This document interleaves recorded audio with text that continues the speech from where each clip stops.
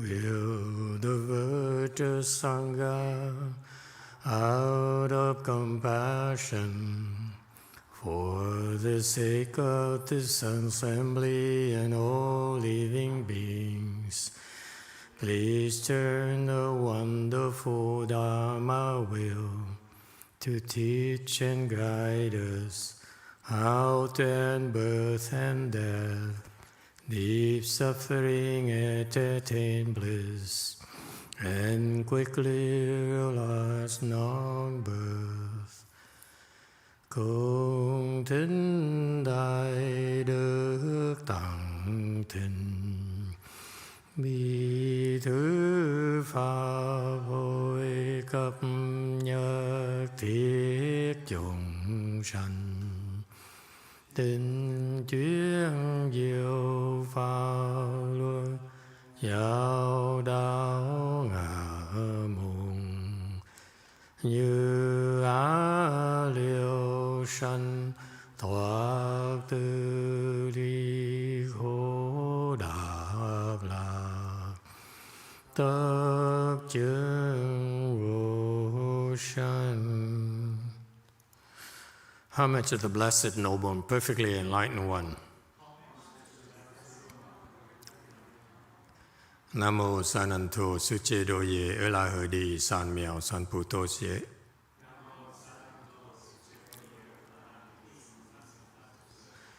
Nam mô Tát Tát Tha Tô Già Đà Đà La Hà Đế Tam Miệu Tam Bồ Đà Tòa.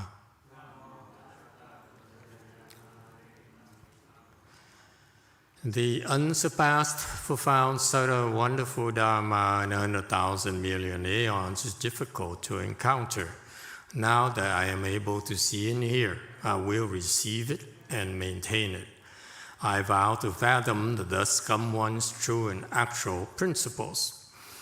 Wu shang sheng she wei miao fa bai jian wan jie nan zao yu, wo jin jie wen de shou chi, yuan jie ru lai zhe shi yi.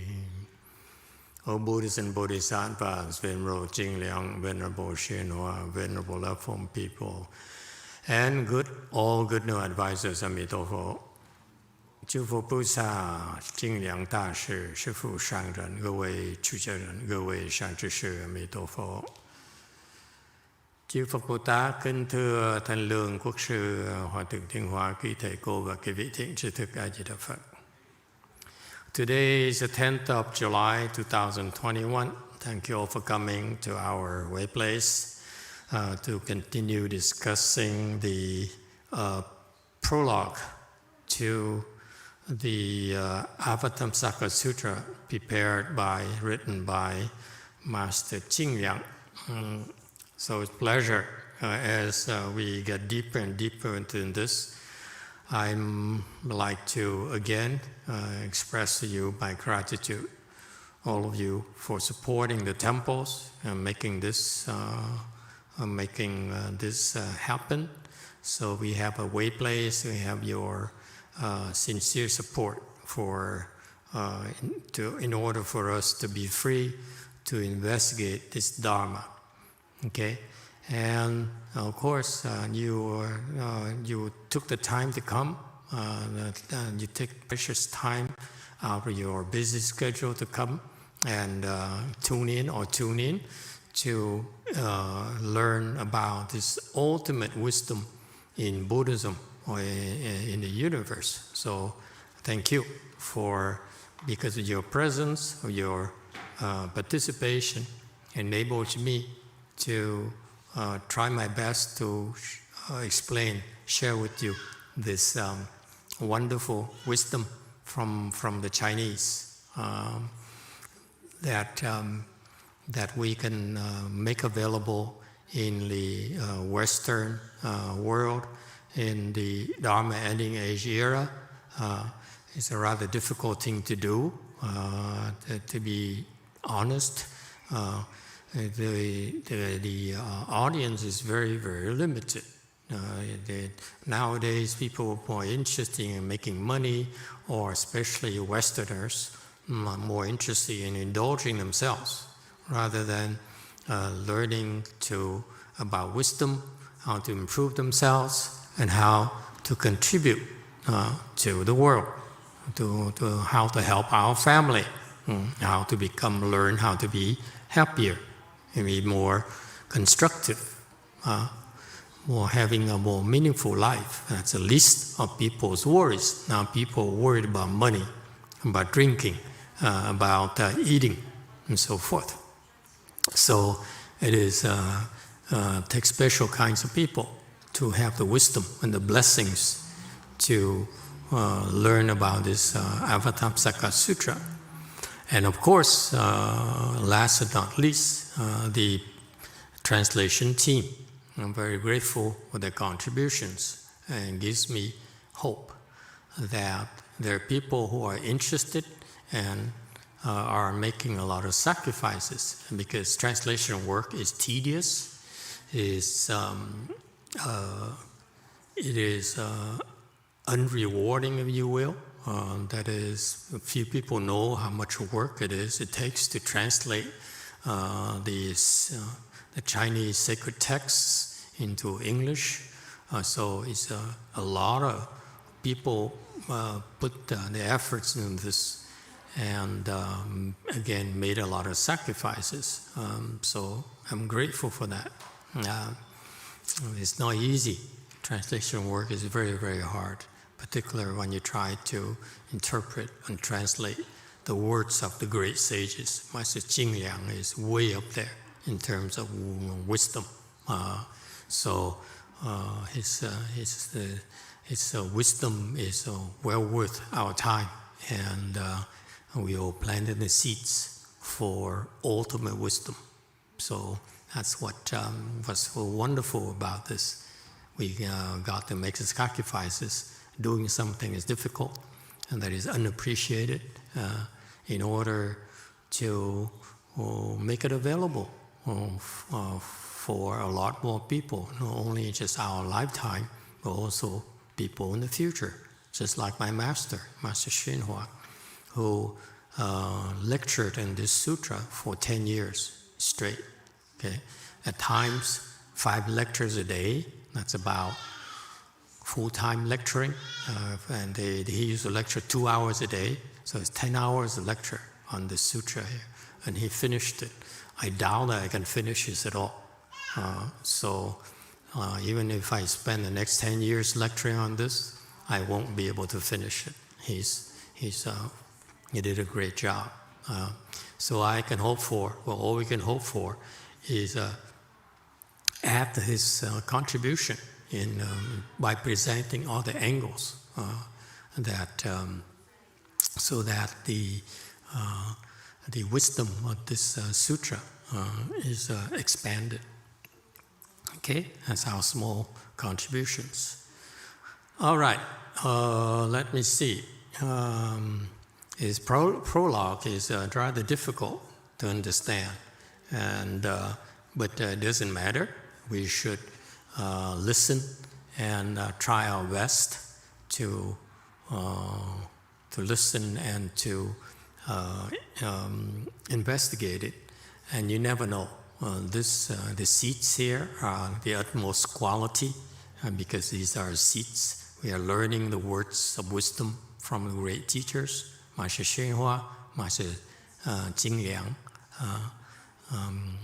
and the other great teachers as well. So these are really priceless opportunities for anyone. All right? So it's not about understanding. This sutra is so profound that it's more important to listen to the sages' teachings. And if you have questions, please feel free to ask. We will, because of the different levels of the people here participating in this, and we want to make it available to everyone, because we don't want to explain it too high of a level that will discourage people low level, or explain too low level to have a bigger gathering, but then we won't be able to attract the elite or the people of wisdom. So it's going to be a mix of things.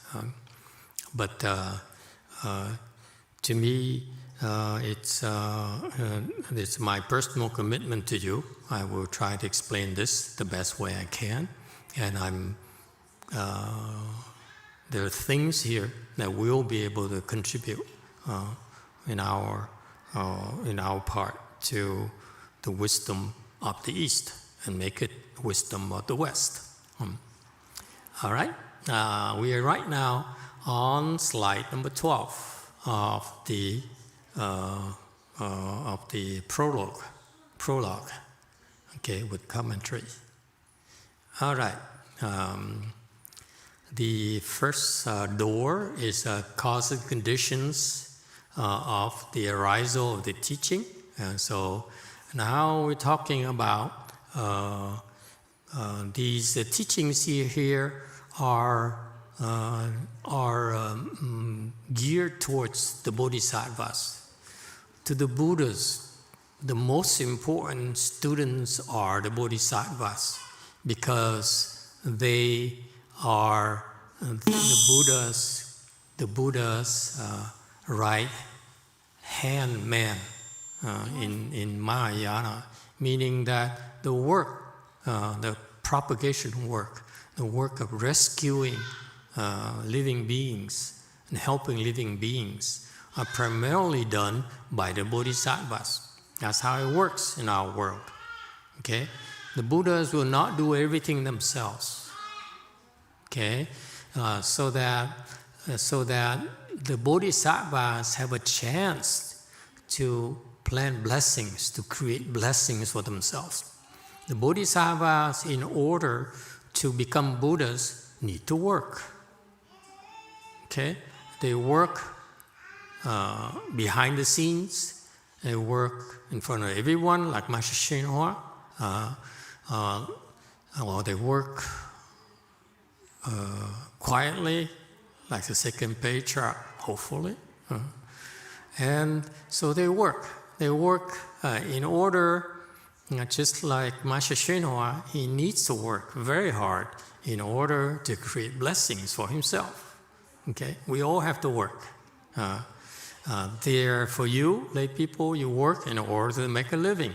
For the bodhisattvas, they work in order to earn blessings. Okay? That's the common denominator for bodhisattvas. They work like Master Shenhua. He worked and worked and worked. He never rested his entire life. You know, you hear the stories how Master Shenhua was very, very sick, and he still continued to lecture and talk Dharma. You know, it's very rare for him to not speak Dharma at all. I was very lucky to be able to listen to one or two of his live lectures. I was there in person, and that's all I could manage to squeeze out of him. But after I became a left-home person, a novice monk, he stopped lecturing. He basically was fighting with his life. Okay, so part of his work is to fight with his life. He gave me a few months longer before I quit, because if he died too quickly, he died like 4 or 5 months after he allowed me to shave my head. If he died immediately, I would have felt uncommitted and betrayed. Okay, so he had to live a little bit longer in order to entrap me. Okay, once I get used to having no hair and wearing strange clothes, you know, these are nice clothes compared to what I was wearing. You know, the first 4 or 5 months of my existence was wearing hand-me-down clothes that's about 20 or 30 years old. Okay, but anyway, it's not like you guys nowadays who have nice clothes and coordinated colors and so forth. Okay. So So he stopped lecturing and just barely breathed for a few months, so that I cannot back out anymore as easily. So that I'm grateful, because in my prior life, if it's not going the direction I was hoping for, I would quickly back out and cut my losses. Okay, so he sort of entrapped me, but I'm grateful for that. But he'll pay one of these days. I don't ever forgive and forget. That's the nature of my relationship with him. There's always tension, you know. But anyway, so the bodhisattvas, you know, funny, the Master Hsuan Hua, for ordinary people, they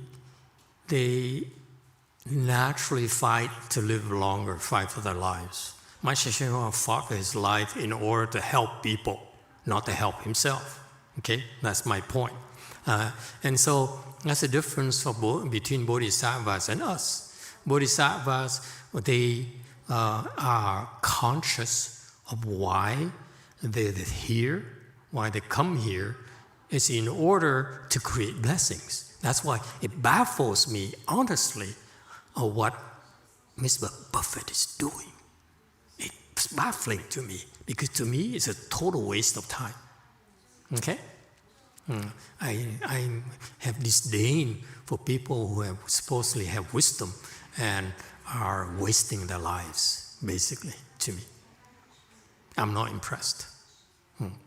Anyway, because the bodhisattvas are pressed for time. They don't want to waste the opportunity to create more blessings for themselves, because every time they come to the world, it's a lot of work. And they don't come alone. They come with a whole entourage. It's just like the emperor never travels by himself. Okay? So these bodhisattvas, they come to our world, they realize that there is an urgency, and therefore they waste time, not only for themselves, but for their entourage as well, because they have to become Buddhas quickly so that they can help their entourage become Buddhas themselves. That's how it works. Shakyamuni Buddha became a Buddha in order to pull up all the other guys. Shariputra, Mahamoggallana, Ashnata Kondinya, and all those people. That's how it works. Okay? So that's why Shakyamuni Buddha is just got it started, created the framework, and then he left his bodhisattvas and his entourage to have a chance to go to work. Okay? And that's what happens. Master Hsuan Hua is a great bodhisattva, came here to work. Okay? And so he did an excellent job. They work to create blessings so that they can improve. Hint, hint. What do you need to improve? What's its requirement for improvement?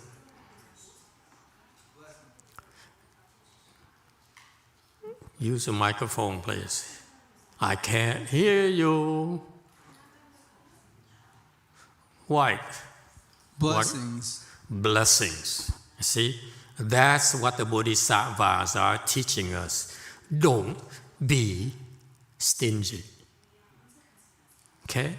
You have to think in terms of blessings, like the bodhisattvas. Bodhisattvas are always thinking, what else can I do to maximize my blessings? For you is lay people, losers, which is more accurate. You're always thinking, what can I get away with? Yes or no? That's me. What else can I get away with? All right? Bodhisattva is exactly opposite. What else can I make sacrifices? How else can I make sacrifices? Okay? So just like Master Xinhua, he sacrificed his body, he sacrificed his time, he sacrificed his family, he sacrificed everything he has. Okay?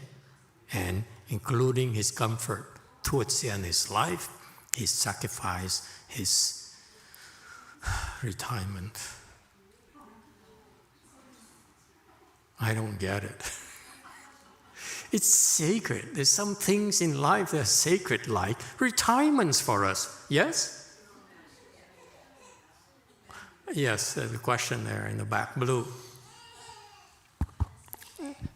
Master, just curious if you want to share about back in the day when you were up in the business ladder and then put the energy into donating to charity. How did you have the change of heart from just going into that before you went into before you met Master Xinhua? Oh. If you want to share. That's so long ago. And your question makes me regret. I have a big mouth. I say a lot of things that I shouldn't have. It's kind of private. But it's okay, that's the way the Dharma is, our Dharma is. You can bring up anything that interests you, even though it's already how meaningless it really is, this whole thing. It turns out that back then, in my prior life, I was primarily concerned with getting ahead, hoarding more money, more power, more success, more love, more happiness. But I only succeeded in doing the exact opposite. And so one day I woke up, I said, well, I'm not happy. What the heck am I going to do with my life? Nothing seems to work. So it turns out that I have so I decided to do something else. Okay, I've been at it for a long time. It didn't work. I'm not happy. What to do? So I said, let's try doing charity work. And that's the first time in my life I thought of doing something for others. Everything until then is about for me. I help you, it's only for me. Okay? Whatever I do for you, it's never for you. It's always for me. Okay? That's how sad it was. And so the first time in my life I said, well, let's try something else. And so I picked up a newspaper and I said something where they're looking for a board member for something. They're so desperate. Okay. So this statewide organization, as in Minnesota, it's national. It's a state chapter of a national organization. And they're looking for board of directors because they're losing a lot of directors. I said, well, board directors is my next level, so you might as well try it first and see eventually I get into the board of directors. I can claim to them that I was on the board of charity organization. See again, self-interest. Okay, so I went in there and I saw a bunch of all of them are losers. Story in my life. I look at everyone; they're all losers. And but these are sincere losers. They didn't know what they were doing. They're losing money. They couldn't organize. They couldn't manage. They're all abandoning a sinking ship. And there are 500 volunteers there who are sincere because they suffer so much. They said, I suffer so much through this problem here, and I want to make sure that the young people don't have this problem, don't have to go through what I went through, which nearly destroyed me. So I love that. I look at that and say, wow, this is interesting. What a bunch of losers. But so I helped them. I actually helped them turn it around. It's fair to say that I basically, because I'm used to making maneuvers, okay, at work. So I maneuver through a lot of people and rallied them and put people, the right person in the right position and so forth, to the point where she wanted me to become the chair of the board, because she said, I need an ally like you. I said, no, you need a rich person. You don't need a poor person like me. Okay, so I refused. But basically, we turned it around, became so healthy, so successful, and that the person I hired against everyone else's wishes, I maneuvered to put her in place. She became the national chair of the country. Okay, she got promoted very, very quickly. I spotted her of all the people, and then I sort of talked her into it and conned everyone else into buying it. So for the first time in my life, I used all my bad tricks to do something good. So that's how it happened. And amazingly, right after that, it's fair to say that I saved them. I really saved them, saved a lot of people. And right after that, I met Master Hsuan Hua's Dharma immediately. And just before that, I was basically prevented from meeting the Hinayana Dharma. Hinayana Dharma. It's no chance for me, okay? It's no way for me to get close to the Hinayana Dharma. It has to be Master Hsuan Hua's Dharma, period. Okay, so it tells you right there, the blessings, I understood from that, the blessings generated from just helping people opens the door for me to his helping others Dharma. It was significant enough to be able to give me the exposure, and I never looked back. All right, that's how it worked. So this is the same spirit of trying to help others, but I lucked out because I have all the skills necessary to help. I use all of that and then open the door for this Mahayana thing, and then I'm back to my old self, plotting and scheming for myself, and because I still look at all the monks and nuns like losers. Hasn't changed. Because it's my misfortune. If I were smarter or wiser, okay, these monks and non-disciples of his are superior individuals.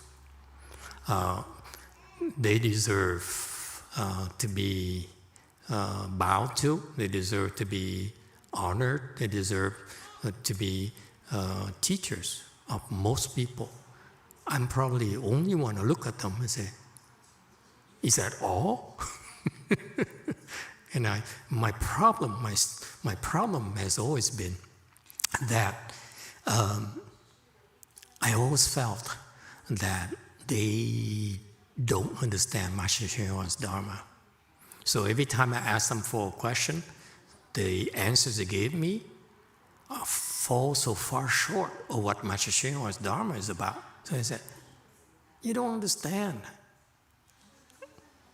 I need a better teacher than this.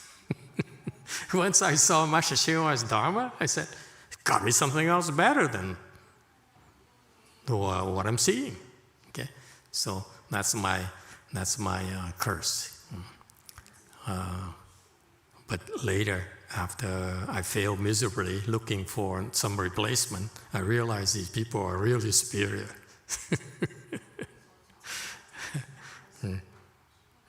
But they fall far short of what bodhisattvas are supposed to do.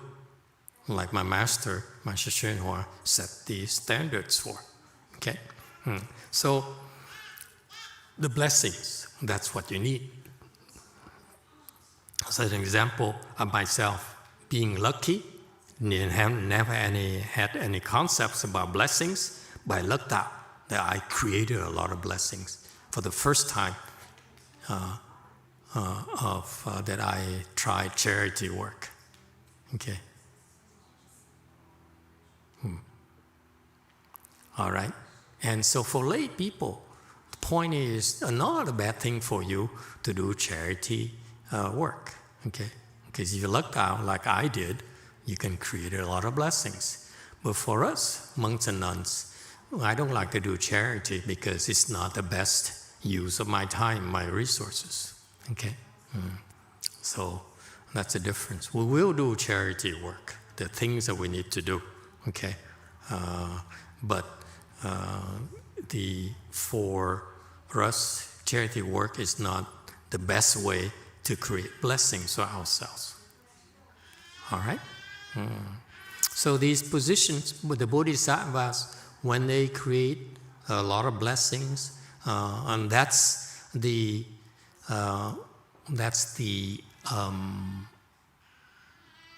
currency they need in order to progress through these various bodhisattva positions. Okay,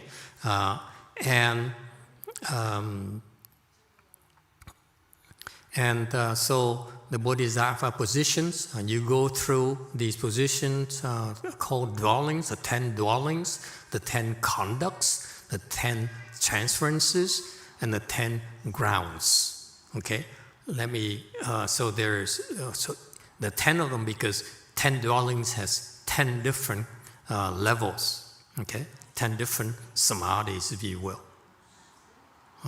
10 conducts, the same thing. 10 different level of samadhis. Okay, transferences, grounds, same thing. So they're not the same. So they are to give you some hints. Okay, the 10 dwellings are very low. Okay, 10 conducts are low. Okay, when you go to 10 transferences, that's where it becomes interesting. Okay, but the 10 dwellings, 10 conducts are paving the way for you. Okay, to go into the transferences and to the 10 grounds, which the Hinayana people cannot. The Hinayana people fail to build the proper foundations. The foundations are built here in 10 dwellings, 10 conducts, 10 transferences. Okay, so these 10 dwellings, 10 conducts here are the foundations, pave the way for you to go into arhatship. Okay, so Hinayana, they're different. Hinayana training, they go through the training differently. For us, Mahayana, we do it through 10 dwellings, 10 conducts, is how we gauge the progress or the pathways. Okay. And after that, after you reach 4th stage Arhat here, then you go into the transferences, okay? And then this paves the way for you to be enlightened, prepares for you to be enlightened. And the 10 grounds are the range for the enlightened people, and there, now the training is different. All right? So make no mistakes about this. This is a Mahayana training program.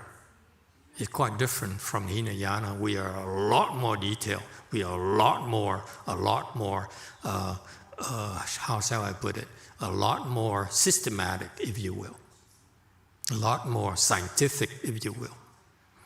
Yes, Yalo.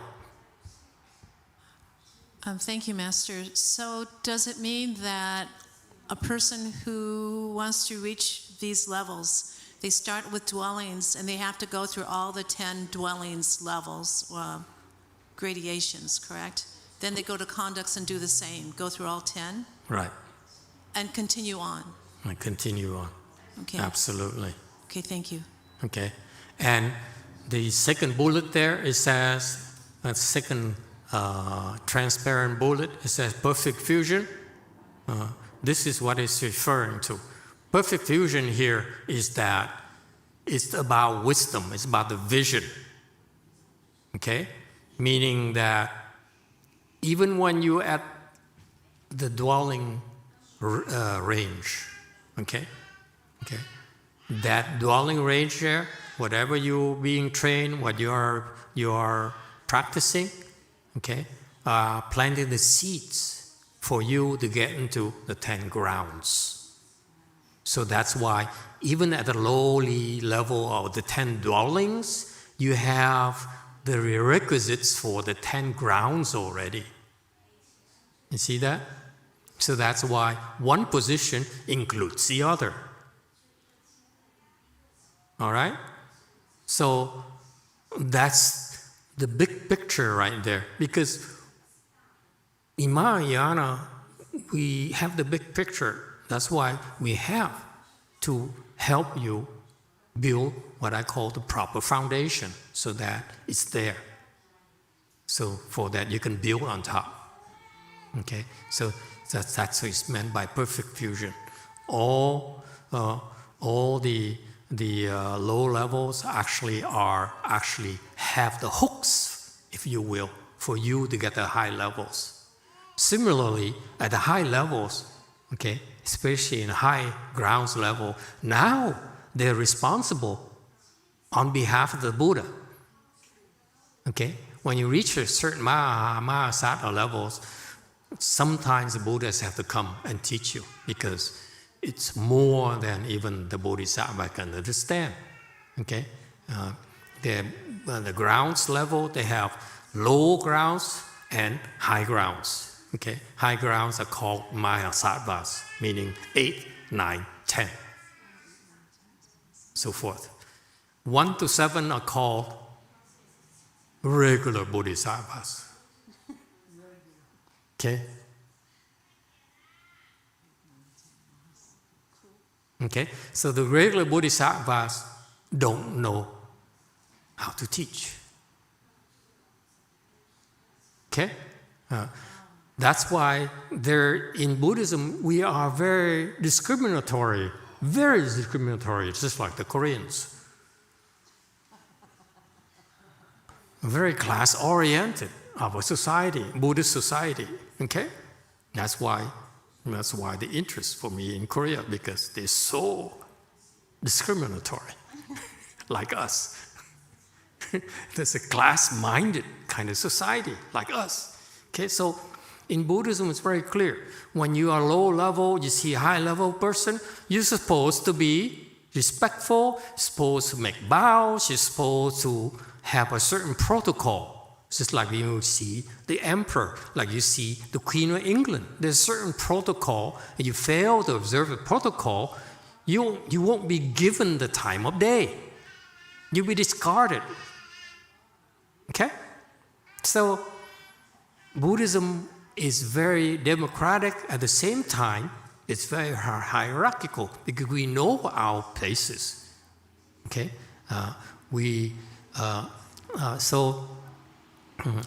So that's why in the real Buddhist world, you are taught about protocols. You know, how to bow. There's certain things you don't do, like you don't walk in the middle of the aisle and so forth, and you address the monks and nuns differently, so that if you fail to do that, the big shots will not come near you. Because why not? Because your big shots come near you and you don't have the proper protocol, you're creating offenses. So they're coming near you actually is hurting you. So that's why they don't bother coming near you. They distance themselves from you. All right? That's the difference between the bodhisattvas and the kings. The kings, they distance themselves from you out of safety, out of disdain and so forth, okay, self-serving. But bodhisattvas distance themselves from you in order to prevent you from harming yourself, shooting yourself in the foot, okay? Because you see a bodhisattva and you fail to observe the proper protocol, you fail to be respectful, you're creating severe offenses because of the big shots. Think of it as you say have the wrong attitude, say the wrong things to the last president. He'll kill you. He'll destroy you. Okay? So that's the way it is. The Bodhisattva don't destroy you, you just destroy yourself. So that's why, unless you know what you're doing, you won't get to see them at all. Okay? And so it's very hierarchical. So the regular bodhisattvas in training, okay, they need to be primed as well. And then once they're good enough, and they need to create a lot of blessings in order to be taught to bring them to the next level. Next level, that's when you have the potential to become teachers yourself. Then that's why at the great bodhisattva level, they begin to be trained on how to teach, how to help you pave the way at the lower level to all the way up. Okay, so I'm telling you this in order to remind you, bodhisattvas, that if you don't know how to train, that means your level is not high enough. Okay, it's still a lot of work to do. You cannot sit on your fat rear end and expect it to happen. You have to work harder. Okay? You are still losers. But a loser bodhisattva. Bodhisattvas still are losers, Precisely, yeah, Lexus. Lexus bodhisattvas.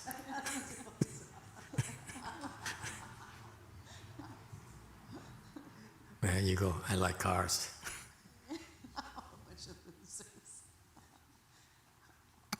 All right. Okay, so one position includes the others. Low level, actually, believe it or not, in our Mahayana training, we are paving the way for you, okay, in order for you to go all the way up, because we know what it takes. So along the way, we keep on adding and adding to it, okay? So whatever you have is part of what you're going to have, what you're going to achieve later. Similarly, at a high level, okay, you need to be able to see what the low level people have and help them add to it, and add. Okay? And so, what is the requirement for that to happen? Blessings. Unless you have blessings, it's not possible to help you. You will not understand. Forget it. So that's why this is counterintuitive to intellectual people. Intellectual people are successful because they figure it out. You see, they figure out how to build a bridge. They figure out how to deal with a crazy person eventually. Okay, but they cannot figure this thing out. Unfortunately, it's impossible. You cannot figure it out. There's no way for you to figure it out. Okay? And that's the reason why, you see, why when I saw my master's disciples, I said, it's so clear to me when he said that, that's what he means, but your interpretation is so different from what he's talking about. It goes to prove that unless you have the blessings, you will not be able to understand. There's no point in teaching you if you don't have the blessings. You understand? See, he wasted 50 years of his life teaching, and then he have a bunch of people who don't get what he means.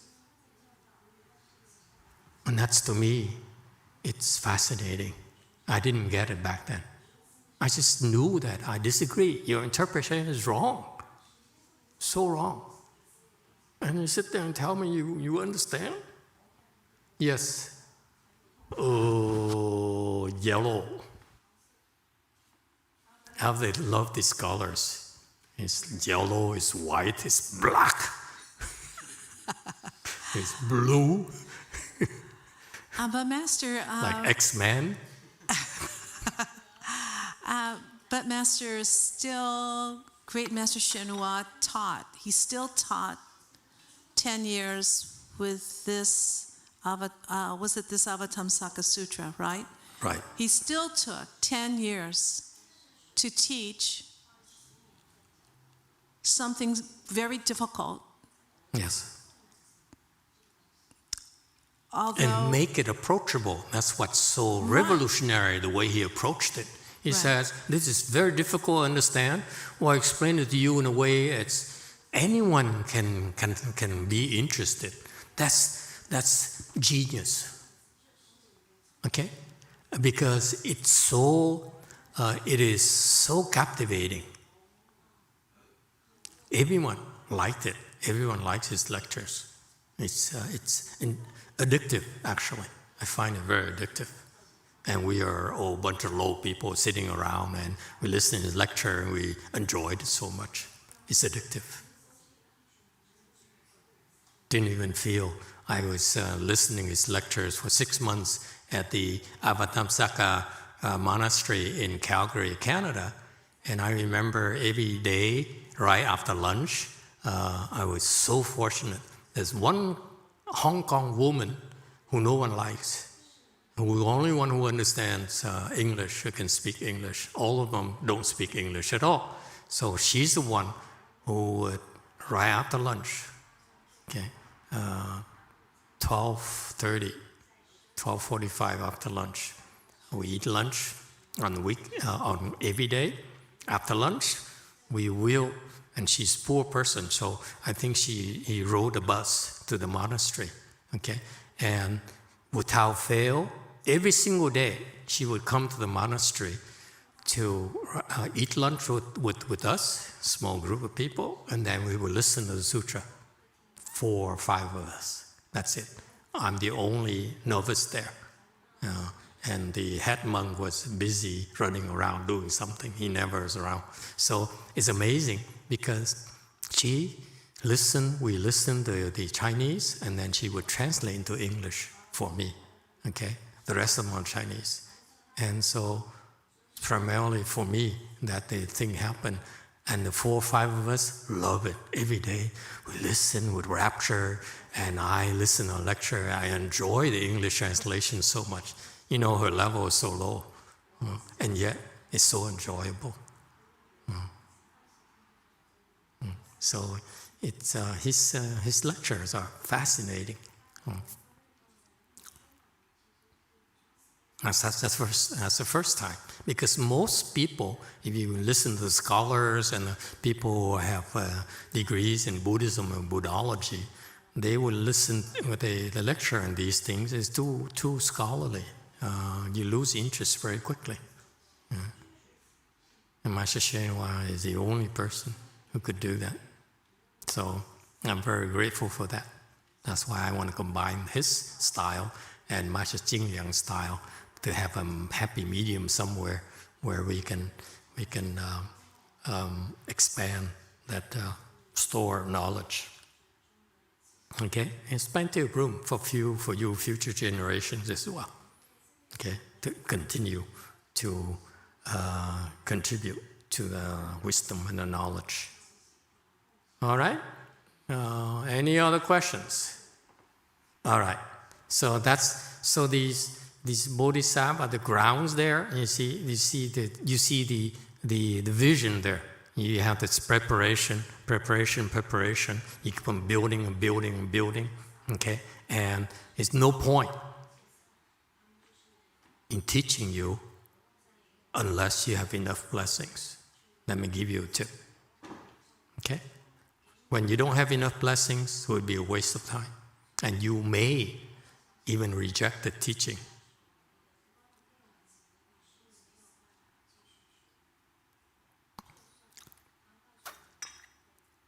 Okay, and create offenses. And so the reason I'm bringing it up is because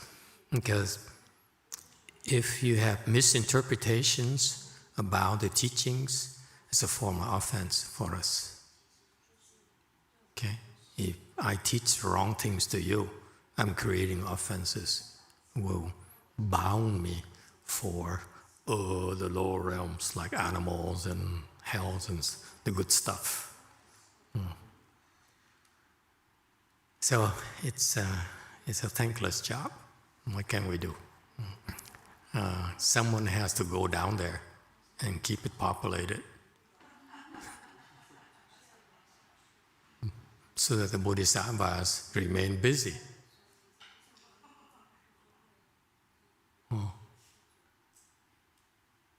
Okay. Yeah, I saw that person yesterday. Not good. So, those two bodhisattvas will have to continue to be very busy, and he can't ever become a Buddha with people like that. Okay, 13. The Buddha cultivating for 3 asamkhyeya kalpas. Okay, it's a Sanskrit word that means countless. Okay, and the theme here today is blessings. Okay, it takes a long time to create blessings. Like Master Hsuan spent his entire life creating blessings. Don't believe what he said. He kept on telling me I used to buy it. He says, if I was smart, I'd be up in the mountain meditating and become enlightened, all those things. But no, I'm here working to help you guys, help you losers. I would term his disciples losers. Okay? It's not true. He was doing exactly what he was supposed to do. Okay? Because if he were to sit there in the mountains or the valleys to cultivate, the blessings generated would be a lot less than he were to be here with us and in the mud, because that's what bodhisattvas are supposed to do. Swim in the mud, wade in the mud with us in order to create blessings. They can hardly afford to go to the mountains or go to the deep valleys and hide somewhere to meditate, or hide behind 4 walls to meditate and cultivate. Baloney. Okay? That's what I remind you in our approach, in Wei-Yang lineage, in our Maya approach, is to wade in the mud, to engage in order to create blessings. We're not going to hide behind the 4 walls. We're not going to go into the mountains. We're not going to meditate. That's why you see in Chanchi, what do my pupils do? They work in order to help you. Okay? And by the way, okay, the training continues to work. The training, either you meditate or you work. It's still training. So that's a different style of training. All right? So that's why Master Hsuan, we follow an example of Master Hsuan, he worked his entire life. Think about it. That's what you're going through right now. Okay? So don't sit on your fat rear and expect to be enlightened. Okay? Expect to make progress because you probably are not generating enough blessings that way. All right? So the Buddha didn't know. So he had to spend 3 asamkhyeya kalpas to plant blessings.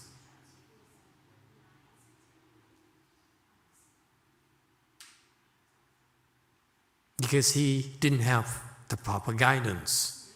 So at first he had to feel his way in the blind and the dark. That's why it took so long. But once he figured it out, okay, then he's able to progress a lot quicker.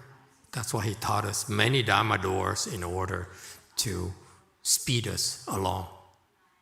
Okay, so that's why I too consider Shakyamuni Buddha to be my teacher as well. if he deems him worthy of it, because he gave us a lot of shortcuts that you aren't necessarily aware of. But because he says, I spent 3 samkhya kalpas in order to cultivate blessings and wisdom. You don't have to, because I'm going to give you shortcuts. Okay? Only in Mahayana, by the way. Hinayana, they don't have it. That's why because we have a lot more shortcuts in the Hinayana, that's why you progress a lot quicker as a result. And the results speak for themselves. And then after that, he cultivated 100 years, 100 kalpas, in order to perfect the hallmarks and characteristics. So after he accrued blessings and wisdom, he still had to cultivate 100 kalpas. A kalpa is a lot of years, millions and billions of years. So 100 means a lot, okay?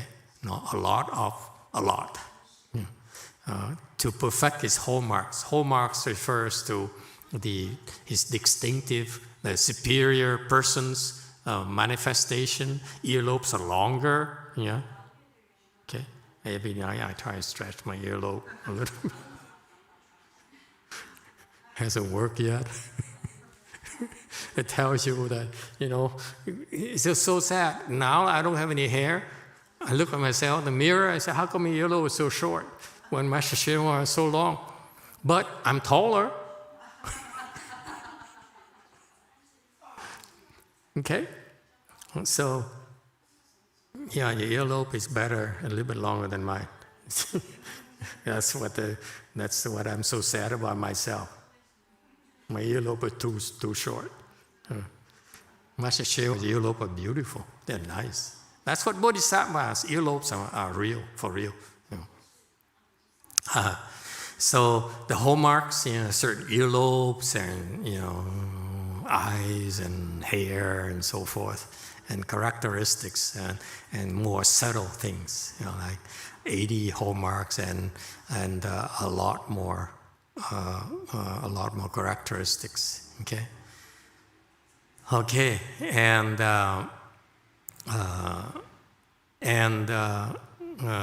so this teaching here is to reinforce this principle of causality. Okay, and this is a truth in the universe. Whatever happens has a reason for it, has a cause for it. Nothing happens by chance at all. Okay, so be aware of that. And that's why, again, you want to become enlightened. First, create blessings. Number 2, and so forth. Number 3, and number 4, and so forth. But again, the first one is blessings. That's why, what do we teach you? Practice giving. If you practice giving, and you keep giving, good things happen. Now don't say, why is it taking so long? It's taking so long because you are not blessed enough. You don't have enough blessings. You use it up already for your good looks, for your money, for your cars, okay? All those things. That's why maybe you shouldn't have any more temples. Okay? So that's why accrue, keep on accruing blessings, okay? Because blessings are the first cornerstone, one of the major cornerstones for you to get up there. And so this sutra here, throughout this sutra, you will find this the manifestation or this law of cause and effect in action.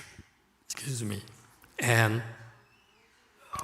when these great beings, the Bodhisattvas and the Buddhas, cultivate themselves in order to demonstrate how it works.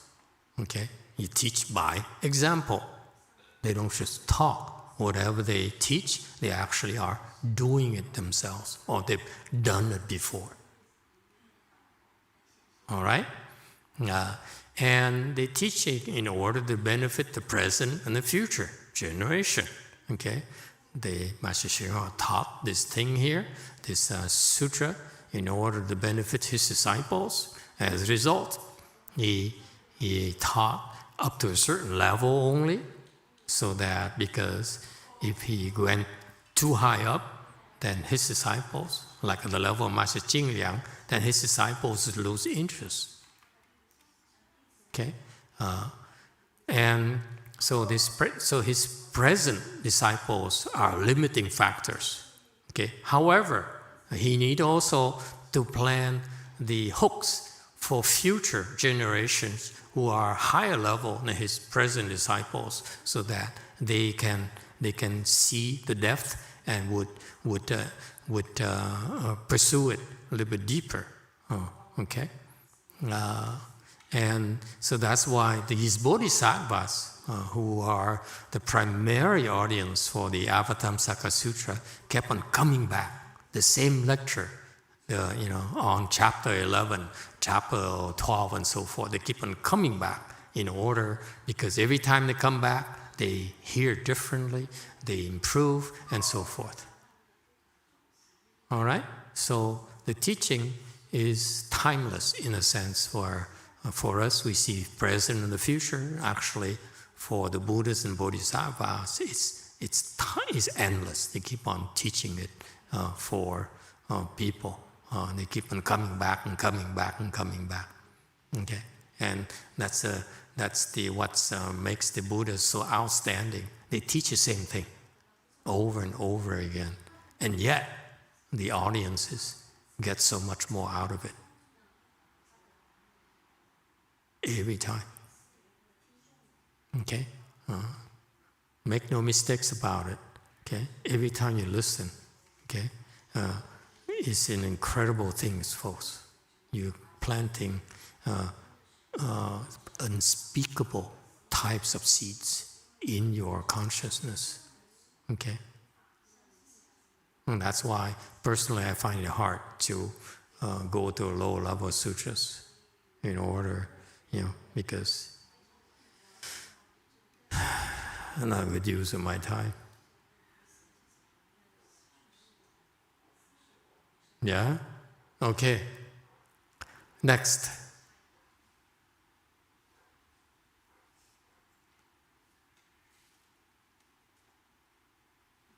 Can we make this mouse cursor a little bit bigger?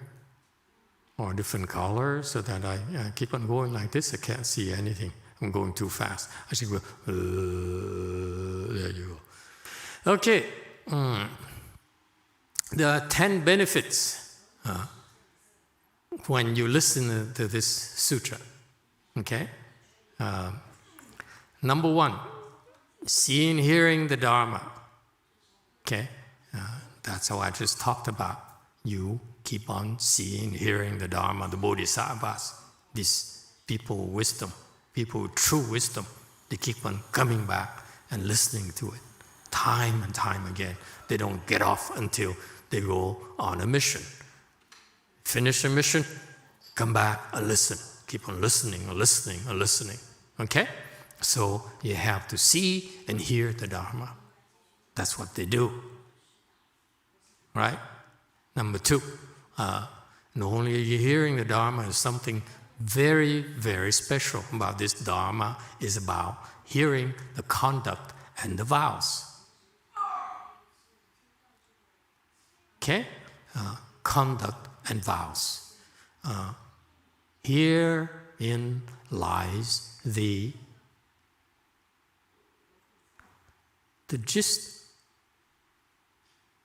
of what you are supposed to do. We need to know about what is the right things to do. Okay?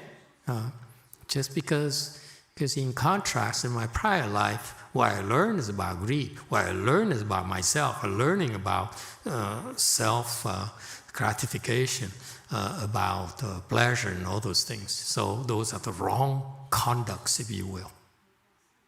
Right? So that's why this is part of our education. In the superior people, if the people with blessing would learn about the proper conduct. That's why I'm telling you, I'm reminding you, your children, your nieces, your nephews, your friends, your acquaintances, okay? You're supposed to share the proper things with them, the proper conduct. Not necessarily by hearing, but also by, you teach them by not talking, but by behaving, your own conduct, setting the example. To me, the hearing here refers to the hearing from people of wisdom. Okay? You don't hear, if you have no wisdom, don't open your mouth. Okay? Because it's misleading. It's with people of wisdom, that's why my problem, one of my major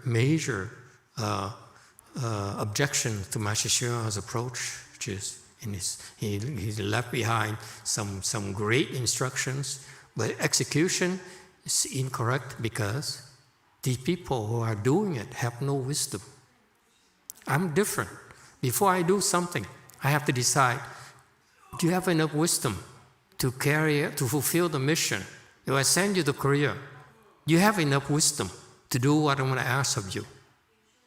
You won't know everything, of course, but do you have enough wisdom in order for you to learn and grow so that when I give you instructions, you can figure out then what to do? That requires wisdom for that to happen. Okay?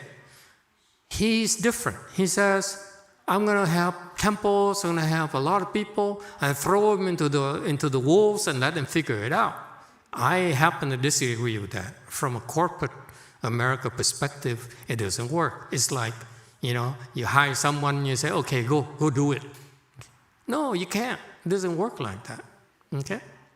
And that's why I really struggle with that. I struggle with the way that he goes about doing his Dharma propagation. All the building blocks are there, but the manpower is lacking. Okay, so that's why the teaching is by what they heard is hearing the conduct. What I tend more to emphasize is about seeing the conduct. They have people who actually are doing it, because when you hear, you still don't get it. Okay? Again, it's the people with wisdom, when they hear of these actions of the sages, then they understand right away. But for us who don't have the wisdom, they cannot see. When they hear the conduct, is still not enough. So remember, the hearing here is from the Bodhisattva's hearing, not us. So that's why I'm cautioning you, it's not the same. Hearing here is for the Bodhisattva's hearing, but for us, we need also to see. Otherwise, it doesn't work. Okay? And by the way, and that's why we paved the way in order for us to open a way place last year in Korea, in San Jose, because we had the manpower to be able to do that. So we're ready to also open more way places, because the people who will be able to have the proper conduct. Okay, a little advertisement, that's all. 35 acres. Peace on you. Okay? That's how fast you've been progressing. 2 last year, 2 more. But this time I'm asking for 35 acres because I'm bored.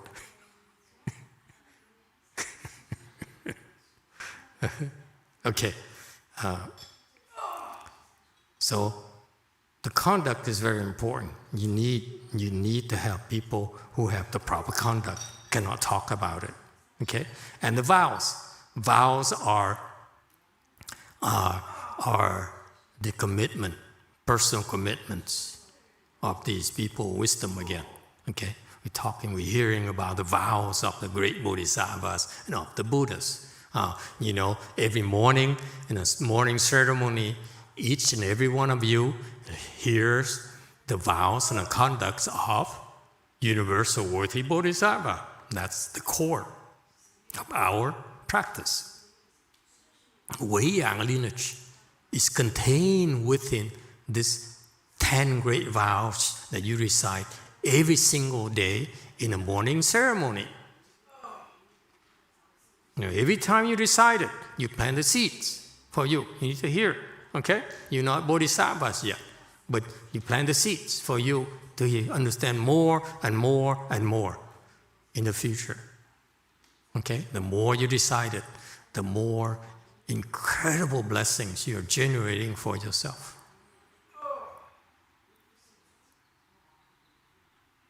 Okay? Right there. That's what makes our morning ceremony and Master Shenhua morning ceremonies very special. Okay? Those 10 vows are one of the special dharmas in our small world. Yes, sir. Blue. Master, the other Mahayana temples, that's not the real deal then? I mean, the one in Seattle and the other disciples? I would like to think not. I mean, I take it back. So I'm trying to say your generation, the people, did they kind of water it down up there, or? I don't know what they're doing. The reason I have a big mouth is that I know no one believes me. That's a fact. That's why I can say anything. I get away with it because they all dismiss it. Oh, that's an idiot. Look at him. Who is he? He's nobody. So no one believes me. That's why I have the freedom to say whatever I please. And then we're so used to being poor that trying to get the kiss of the people never work for us. And because rich people, they want something in exchange for money they give you. And for us, we don't know how to do that. So never learned how to do that. So that's the difference. But those people, I don't know what they're doing. I don't care what they're doing. We do our things. And that's a nice thing about my generation. I don't feel I owe them anything. And that's why I don't deserve anything from them. But what you find out is very not atypical in that the next generation, we have our own personal interpretations, and that's fine. Okay, whatever they do is fine. It's authentic. What they do is authentic Dharma from Master Shenhua. What we do is also remember. He only taught me 5 times. That's it. These people, they got many more instructions from him. Okay, so it's different. Whatever they do is different. I'm sure they're doing what he wants them to do. I have more freedom in that I'm not really. I'm like a bastard son. So who cares? Bastards is bastards. Okay, so we losers. That's why my disciples are all losers. Real winners will be over there. So be careful. Who am I to criticize people? I just have a big mouth. Yes, Blue. I was about to say, because I was into this famous monk before I even came here, and he was talking about meditation, like breathing, and I think he was a Tibetan monk or whatever. But do you think I had more blessings to be here rather than go different directions? Like, let's say if I got more into that or going into the Hinayana direction, if I found that, it takes more blessings to be with Mahayana? I would like to think so, yeah. I encourage you to continue coming here. Why? Because remember we talked about how to create blessings? In your case, can you bring it up? You create blessings by sacrificing yourself. Instead of going to the real teaching, you go to loser teaching. Because they have plenty of people already. They don't need more people like you, whereas we're desperate. We're poor, we have no one coming here, no one takes it seriously. So unless you come, it will die very quickly. Yes, Blue? There's a famous monk with a book that sold on New York Times bestseller, and he went to Google just like you guys went to Google, and he has millions of YouTube, whatever. Yeah. And I'm just glad I'm here rather than going there, because they don't. It's not teaching Chan or anything like that. Me too. I'm glad you're here. Thank you, Lord.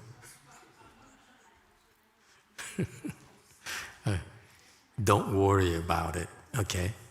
Just like my master, when he taught, Jesus taught. You know, remember he started with very humble beginnings, very poor.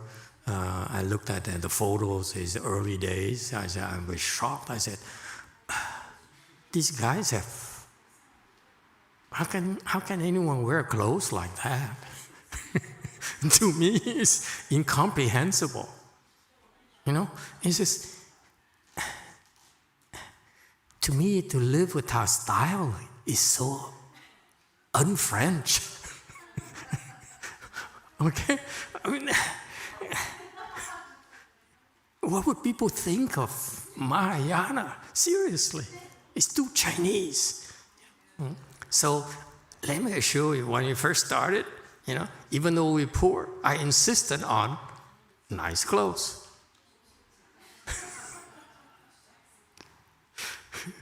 I still do. So, no, it's not so much the appearances. I assure you that this famous monk you mentioned, I don't know who you're talking about, but there's so many famous monks who have a lot more disciples than my own master. So I'm perfectly happy, okay, to have all of you. Ching.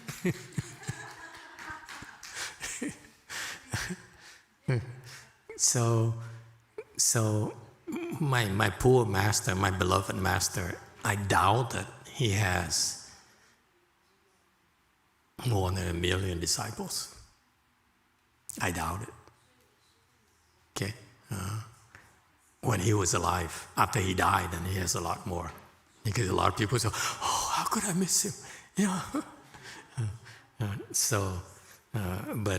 But he taught us that thing about to just do the right thing. Don't worry about popularity, whatever. We're not about popularity. We're supposed to teach you the right things. Okay. What happens when you seek notoriety? You tend to distort the Dharma a little bit. Okay, it's not about you. It's about the Dharma. It's about how to benefit, how you can gain benefits from all these teachings. That's the main thing. Okay, so I like to say that it's better to have one elephant than 10,000 mosquitoes. Okay. It takes a lot more blessings to train one elephant. One winner versus 10,000 losers. Okay? Number 3, hearing responses according to potentials. Okay, this is important too, because it's important for us to hear about responses or miracles, if you will. Okay, the Westerner would like to use the word miracles. Okay, especially Christian and Catholics, they love miracles, and that's important to me. I agree.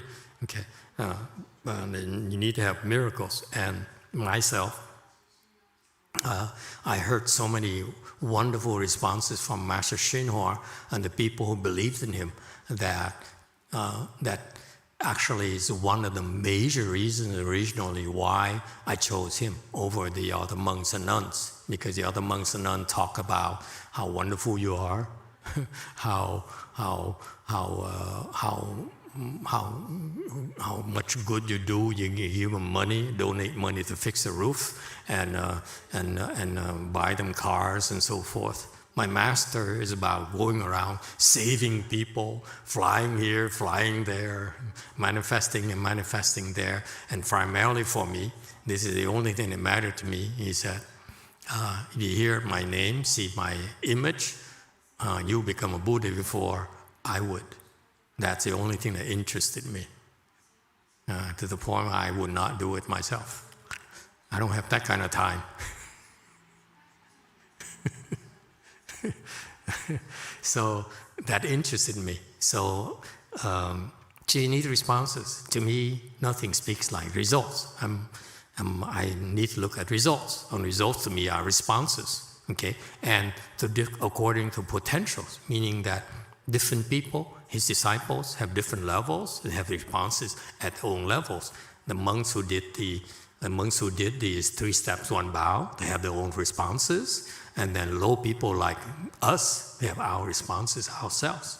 Even I have responses when I learn his Dharma as well. So this is important. And that's why it's important for us to share our responses.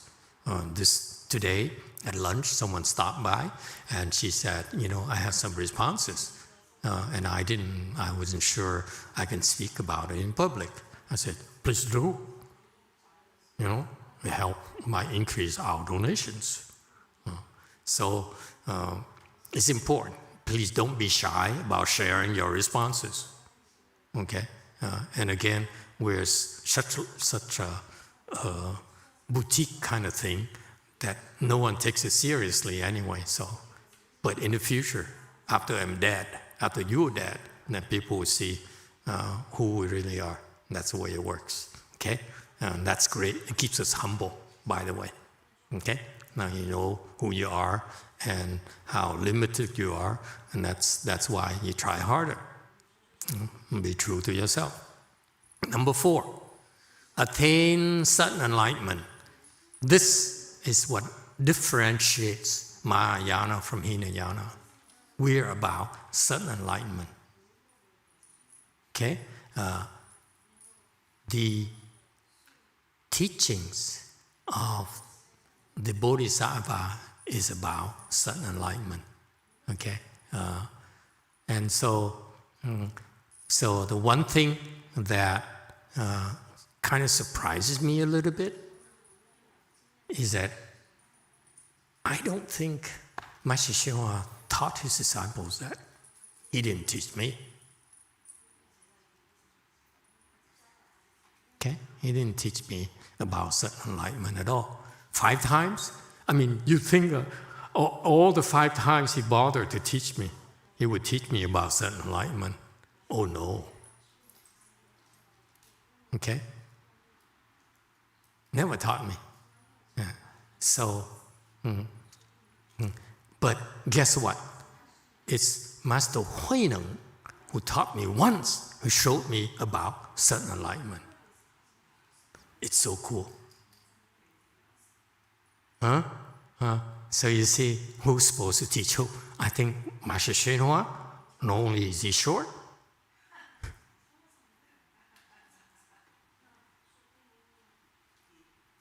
he probably low-level bodhisattva. Just kidding. I'm just joking. Of course he's a Mahasattva. Because only Mahasattvas like Venerable Huineng is supposed to teach you about this, because that's all Master Huineng teaches. His entire 6 spiritual sutra is about sudden enlightenment from beginning to end. Okay? But this Avatamsaka Sutra is also about sudden enlightenment in a much bigger way. It's so cool too. Okay? It's much bigger way than the 6-page chart, by the way. Yes, now my Korean girl is interested. Yes, yellow. Hi, Master. I just have a question about Great Master Shenhua. Yes. Do you think he purposely didn't teach the sudden enlightenment? He knew of it, but whatever the reason, he decided not to? Right. Of course he's supposed to teach it. I'm sure he taught it, but they didn't get it. It's Mahayana is sudden enlightenment.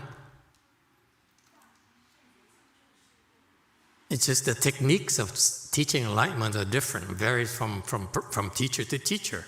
Okay, I saw Master Huineng teaching sudden enlightenment differently from that's why,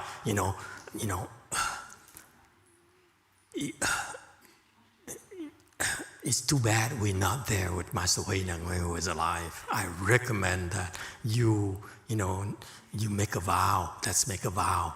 Go and learn from him and watch how he teaches sudden enlightenment. It's fantastic. Okay?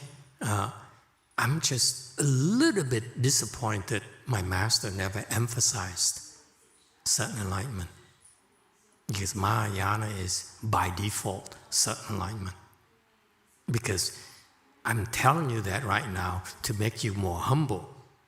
Because you don't know what sudden enlightenment is, you're not good enough yet. Okay? Remember, you don't have enough blessings, you will not be taught.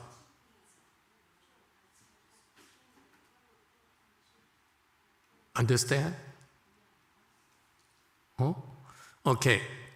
Anyone else? Okay. So you teach a certain enlightenment, and if you teach certain enlightenment, of course, you will attain certain enlightenment. That's why it's being taught to you.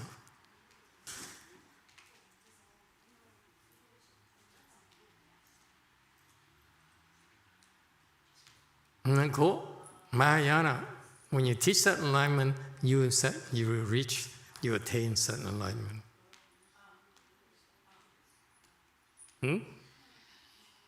Oh, now people are awake.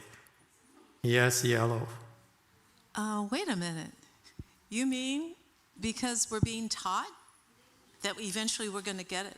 We will get there?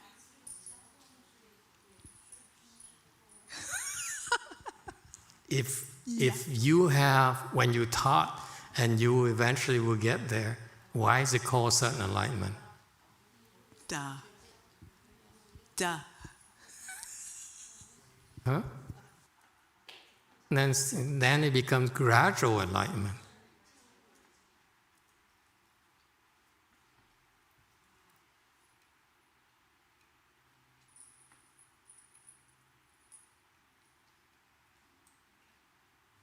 And the Chinese lost it. The Chinese don't have it. That's why I classify Chinese Mahayana versus American Mahayana. Got that? Chinese Mahayana, no certain enlightenment. It's there, but they're not getting it. American Mahayana, it has to be focused on certain enlightenment. Yes, yellow. Master, does that have to do with having blessings, having the blessings that then you would be able to hopefully take the leap? Yeah. Or otherwise, why even do it? Yeah. If you don't have the blessings, nothing we can do. You wouldn't be talking about it. No. What's the point? What's the point? So Next question. yeah, go ahead, yellow. Now, certain the poor, and destitute quarters is just woke up. So, Master, then the seeds are already planted. Yes, We're waiting for the blessings. of course. Just Master Shenhua disciples have the seeds, of course. Don't have enough blessings. Not only not enough blessings, but they're creating offenses.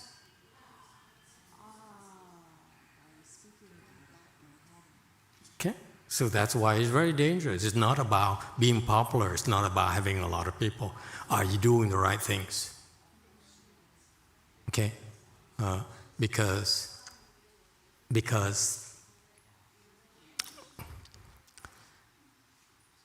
10,000 mosquitoes, remember?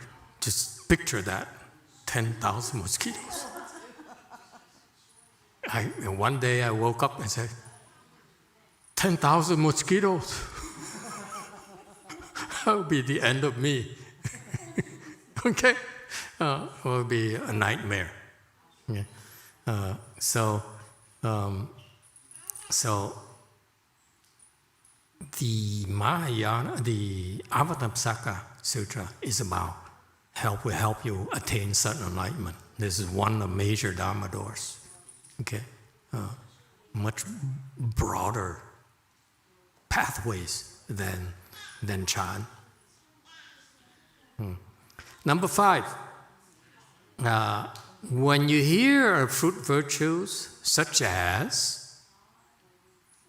what? What are the fruit virtues? You believe, rejoice, and you make a vow to attain those fruit virtues. What are fruit virtues? Yes.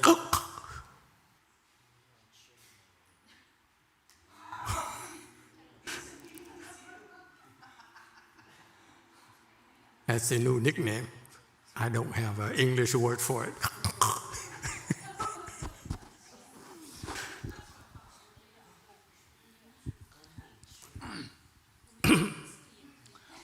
Fruit virtues probably the manifestation of the blessings you planted in the past. No. Good thing there's no name associated with that. You see, you understand now? Because we want to save embarrassment and prevent embarrassment. Yes, Blue? Master, there are virtues like, I think there's a list of virtues like compassion and patience and kindness. That's right. What are the fruit virtues then? That's virtues. What are fruit virtues? I don't know. Good answer. Anyone else? Very good. If you don't know, say you don't know. What's the big deal? You losers. Losers can be worse than that. You're still a loser. You answer right, you're still a loser. Again, no names. Just Blue. Anyone else? Huh? What are fruit virtues? It is so Mahayana. Yes, Yellow. Maybe the result from the virtual acts. Okay, very good.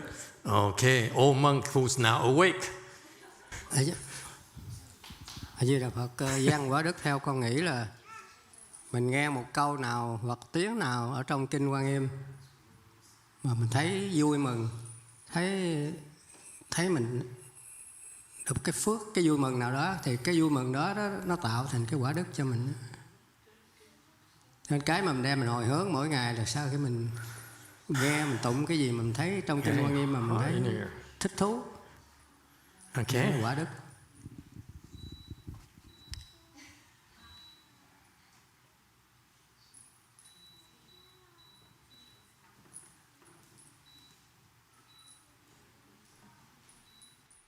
Okay, sorry. No. Let's hear from the Chinese. The Koreans messed it up. The Vietnamese messed it up. Let's see if the Chinese have it. Yellow. Fruit virtues is Master's Dharma name.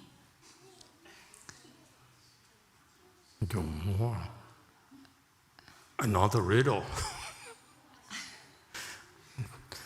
No, my name has no fruit virtues whatsoever. This is from Kennex. Go back where you came from, Kennex. Anyone else? What's a fruit virtue? This is very important. Oh, good God.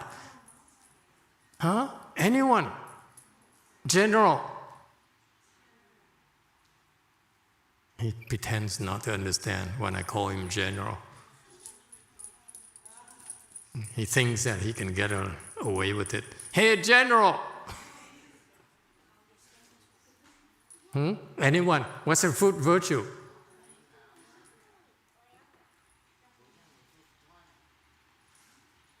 Fruit here refers to position. When you practice, like when you cultivate, like when you farm in order to get that apple, that orange, that fruit, right? So you cultivate in order to get what? To get the position. What position? Whatever position you will reach, whether it's 10 dwellings, 10 conducts, 10 transferences, 10 grounds. Those are fruits. So far, so good? Okay. Mahayana is very goal-oriented, new losers. Only losers think, it's so abstract. And so, no, Mahayana, it's very clear where you are. There's no pretending. Okay? You're a loser because you're at the loser position. Okay? It's no denying that. There's no point in denying that. Okay? We're losers. Okay? So, you go ahead, you too. Emily says, fruit virtue is the fruit from which the seed sprouts. Give me a gun. I will shoot this woman. I just explained fruit to her. So, position, virtue. And she goes back and tells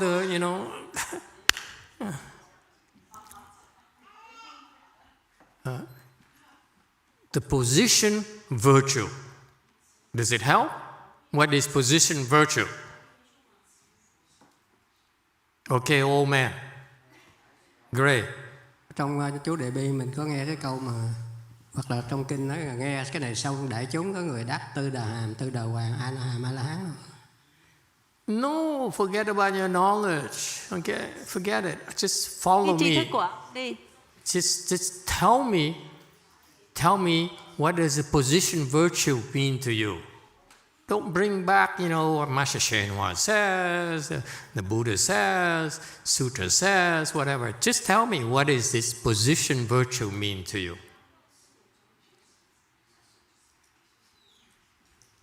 Yes, yellow. I think it's the position you are at as you are a bodhisattva in your learning, the level you're at the time. Okay.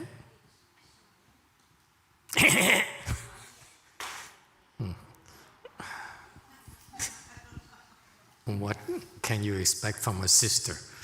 Yes, yellow. White. If I had to guess, the position of virtue, if it says believe, rejoice, and vow, maybe you have faith that the blessings you plant will lead to you to a certain level. You rejoice if you get to the level, and you vow to do the work to get to the next level. No. Hey, Swiss man, wake up. What is fruit virtue? He's been resting all afternoon.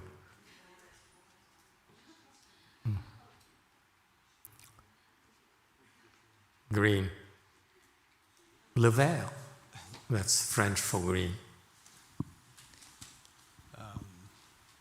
Yeah, I'm really not sure either.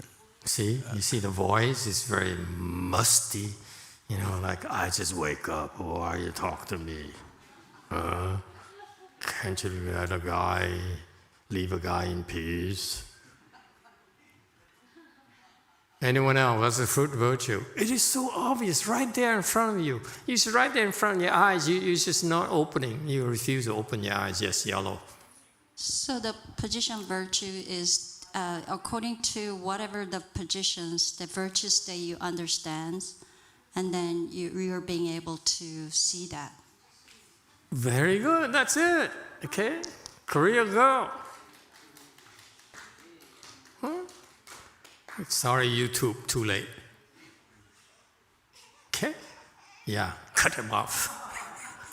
Very good. I like that brutality. You know, when as soon as I said, YouTube, you too late, wipe out. No more questions. Who did that? Raise your hand. I like that. That brutality is so remarkable. It refers to the fact that it's so important for me to tell you how great Master Hsuan Hua is, how high he is. You keep on saying that? I tell you, Master Hsuan Hua is very high level versus low level. That's why I say, don't look at this low level. Look at this high level. Ignore this low level. Don't look at me. Look at this high level. You understand? Okay? Because when you hear Master Hsuan Hua being high level, and then the next I tell you, he's very compassionate. Because that's what I'm doing. I'm describing to you the fruit virtue of Master Hsuan Hua. It's nothing to do with me. I'm irrelevant. But I point out to you the fruit virtue, and because when you hear that, you say, oh, it's a great being. It's a great sage. So that's a standard for us. And we believe it's a standard that we should reach. We rejoice, oh, how beautiful it is. That short man is so compassionate. I've never seen anyone alive who has compassion as he is. Okay? And that's why you say, I vow to be like him. I don't know about anyone else, but I haven't met a Buddha yet. I don't know what a Buddha looks like. But if he's like that before becoming a Buddha, I vow to be like him or even higher. That's how subtle the teaching is. It's our job to tell you that's a high level being there. That's a standard for us. It's not about me. It's not about these low lives. It's about these beings that we're learning from. Is that clear? And that's what patriarchs are supposed to do. They point out these fruit virtues, but that's a standard for us. It's called non-fighting, non-harming, no seeking, and so forth. Those are the virtues. When you believe it, you say, that's what I want to do. Because that's my foundation. Because it's paving the way for me to go up there. Because all the teachers do not. All the teachers talk about raising money, talk about their leaky roof. We do have a leaky roof, by the way. See what I mean? That's the difference. It's not about fundraising. It's not about socializing. It's about, you're supposed to hear about the fruit virtues. You don't want to hear about my leaky roof, do you? You do? So brutal. Ungrateful woman. Don't you feel obligated to hear about my leaky roof? Okay, now we're friends again. Number 6. You're hearing our positions, you believe, and you want to attain them. Okay? He said, these positions, 10 dwellings, 10 conducts, 10 transferences, 10 grounds, equal enlightenment, wonderful enlightenment. You said, why not me? That short man there. He's there. Why can't I? Yeah, he's short, he's Chinese, not even Westerner. See what I mean? There's a certain, a certain standard. Just that, these are real. And this, compared to the people who teach you meditation, oh, you feel good, you're special. No, you're not. You're a loser.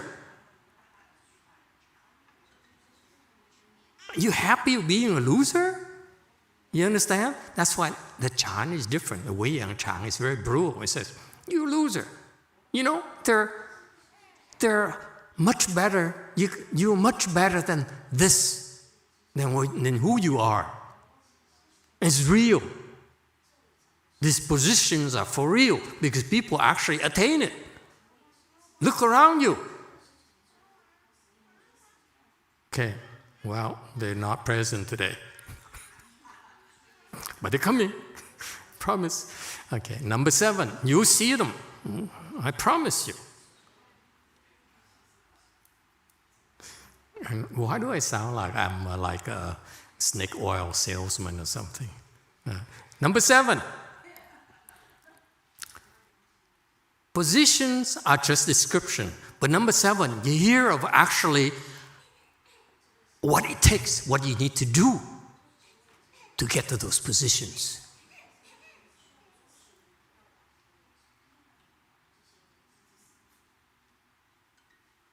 How many teachers do that? This is what I find to be disappointing because I learned from Master Sheng. I said, he tells me what I need to do to get there. Number 7, okay? He tells me about conduct, steps, okay? Practices. What I need to do. I need to, what? Sit longer. It's that simple. Sit longer. Okay? I need to what? I don't know. No lying, no seeking, those conducts. He says, that's how you get there. Whereas I learned from the other teachers, this is what's so disappointing to me, I learned from all the other teachers, alive, all of them. They don't tell me about conduct. They only tell me about how wonderful the bodhisattvas is, how wonderful the principles are, but they don't tell me about the actual acts I need to do, okay, to get there. And what's amazing to me is that the Koreans, the Vietnamese, the Chinese, it doesn't bother them. It bothers the heck out of me. These people say, I'm superior, I'm better than you, and so forth. I'm like, okay, you're better than me. Tell me how to get to you, to your level.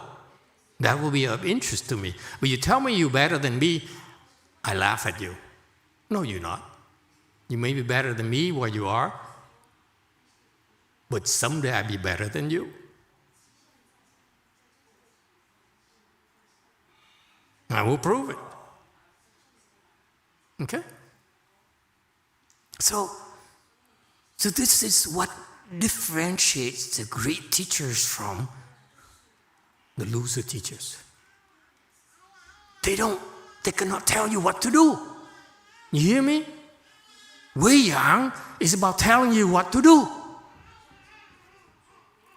It's not about, something abstract, something, way out there. It's about, what do I need to do?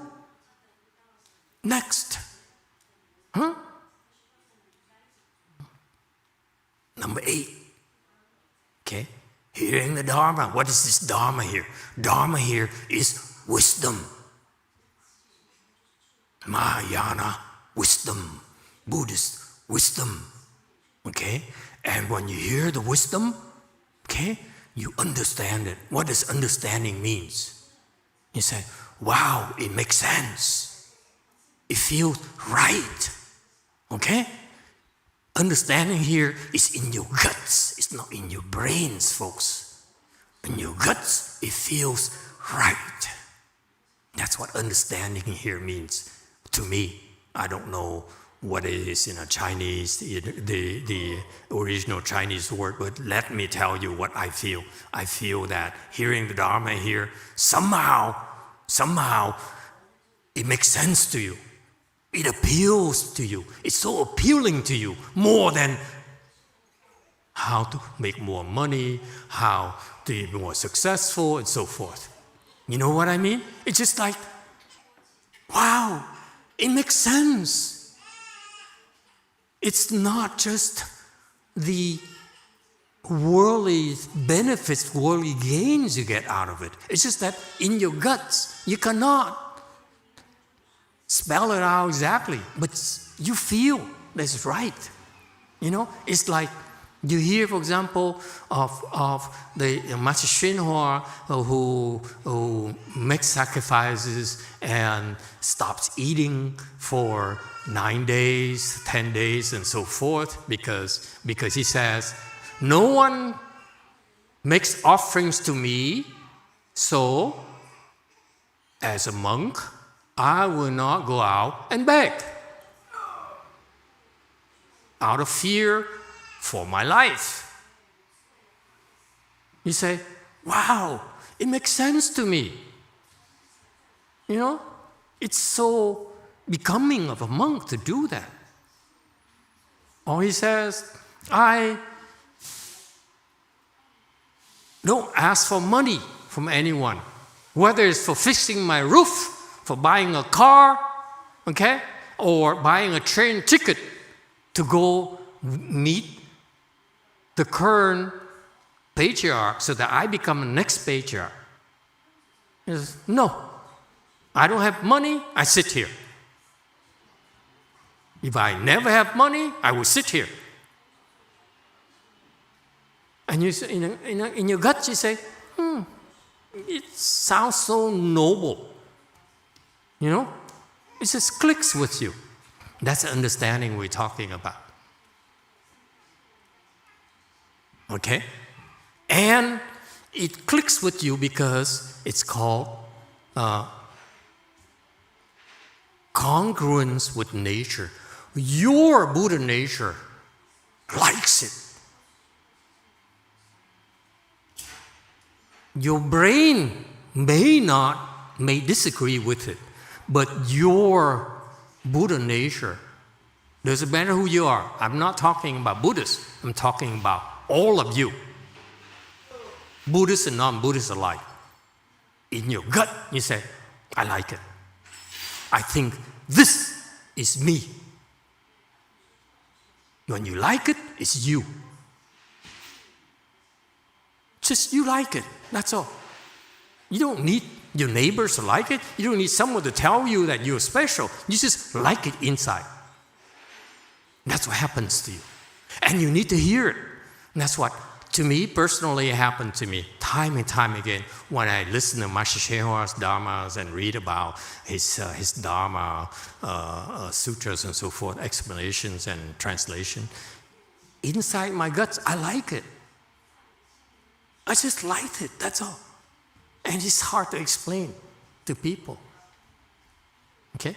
People, you know, and then later I met the people who says, you know, I sit for 8 hours maximum. I said, say what?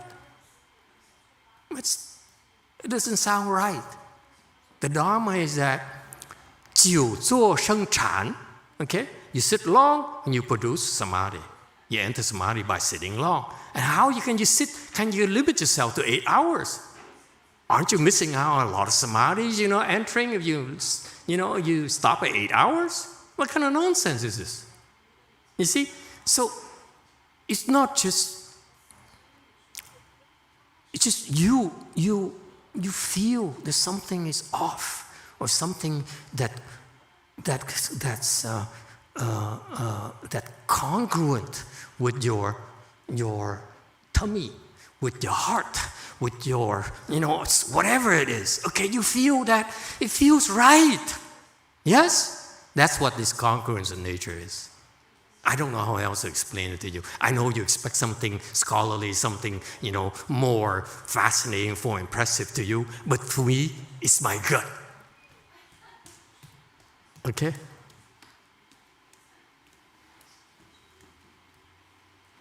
Okay, that's all the time we have for today.